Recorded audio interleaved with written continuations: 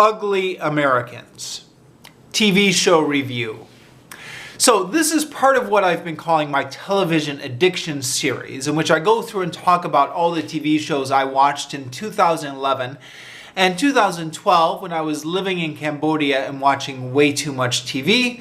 For more information on exactly why I'm doing this, I've got a video explaining everything in the description down below. But for today, Ugly Americans.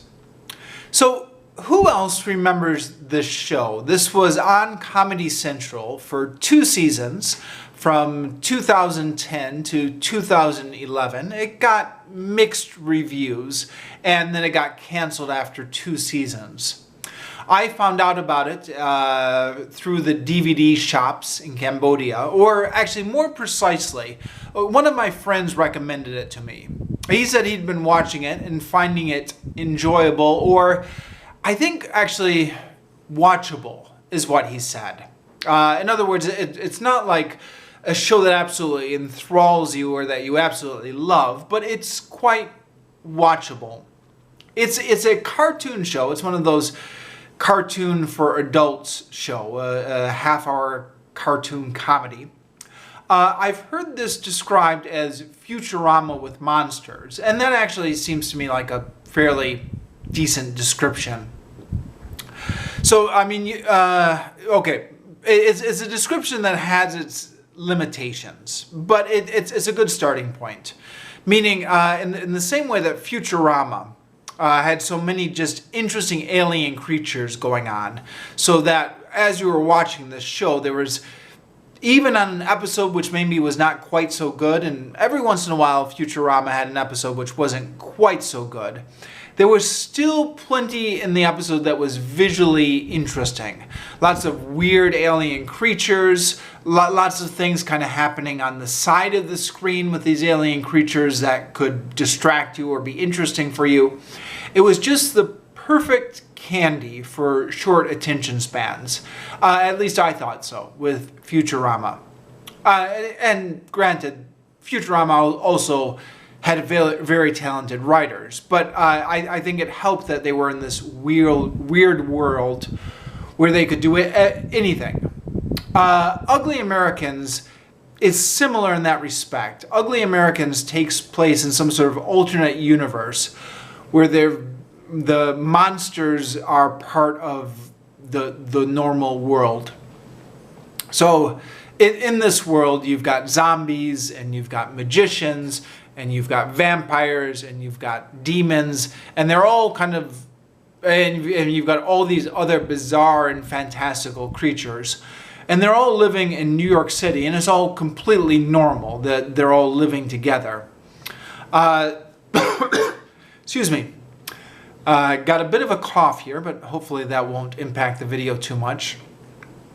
The main character of the series is a human who works in, I believe it's called the integration department, if I'm remembering that right, where he helps kind of new creatures or strange creatures integrate into the life of New York. Of course, every creature in this show is a strange creature. Sorry, I shouldn't say that. There are some normal humans, and there are also all these monsters, and they're all just living side by side. So, for example, his boss, is a demon. He works with a wizard, etc. The humor in this show, I mean, in addition to just being delightfully weird and wacky with all these strange creatures, can also be a bit crass. So I already mentioned he works with a demon.